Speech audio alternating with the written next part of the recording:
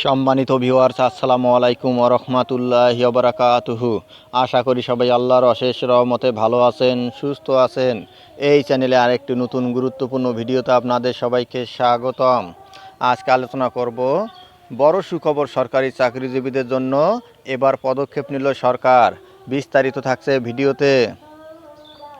এই ভিডিওটি দেখার আগে যারা এই চ্যানেলে একদম নতুন তারা অবশ্যই চ্যানেলটি সাবস্ক্রাইব করে পাশে থাকা বেল আইকনটি প্রেস করে দিন।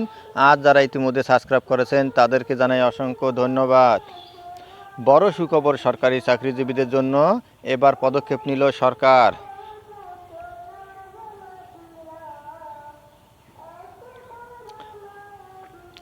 সরকারি চাকরিতে নানা ধরনের অসন্তোষ নিরসনের পদক্ষেপ হিসেবে কমিশন গঠন করবে অন্তর্বর্তী সরকার। সাবেক তত্ত্বাবধায়ক সরকারের উপদেষ্টা ও সাবেক সচিব আব্দুল মুহিত চৌধুরীকে এই কমিশনের প্রদান করা হচ্ছে। সোমবার অন্তর্বর্তী সরকারের আইন, বিচার ও সংসদ বিষয়ক উপদেষ্টা অধ্যাপক আসিফ নজরুল এই তথ্য জানান।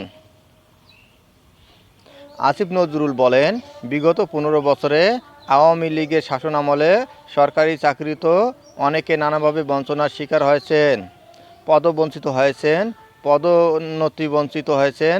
এর বাইরে সরকারি চাকরি কেন্দ্রিক নানা দাবি আছে। সব কিছু পর্যালোচনা করে এই কমিশন সরকারের কাছে সুপারিশ জমা দেবে। সরকার নিজের সামর্থ্য অনুযায়ী এবং সহমর্মিতার সঙ্গে সুপারিশগুলো বিবেচনা করবে। জানা গেছে, রাজধানীর সেগুনবাগিচায় হবে এই কমিশনের কার্যালয়। গত বৃহস্পতিবার উপদেষ্টা পরিষদের বৈঠকে বিষয়টি আলোচনা হয়। এরপর আব্দুল মুহিত চৌধুরীর সঙ্গে যোগাযোগ করা হলে তিনি কমিশনের প্রধান হতে রাজি হন। তিনি সরকার গঠিত জনপ্রশাসন সংস্কার কমিশনের প্রধান হয়েছেন। পাশাপাশি তিনি অসন্তোষ নিরসন কমিশনেরও প্রধান হিসেবে দায়িত্ব পালন করবেন। ধন্যবাদ জানিয়ে বিদায় নেওয়ার আগে আবারও অনুরোধ জানাই, যদি ভিডিওটি ভালো লাগে এবং সর্বশেষ শিক্ষামূলক আপডেট ভিডিও পেতে চান তাহলে অবশ্যই চ্যানেলটি সাবস্ক্রাইব করুন। ধন্যবাদ সবাইকে।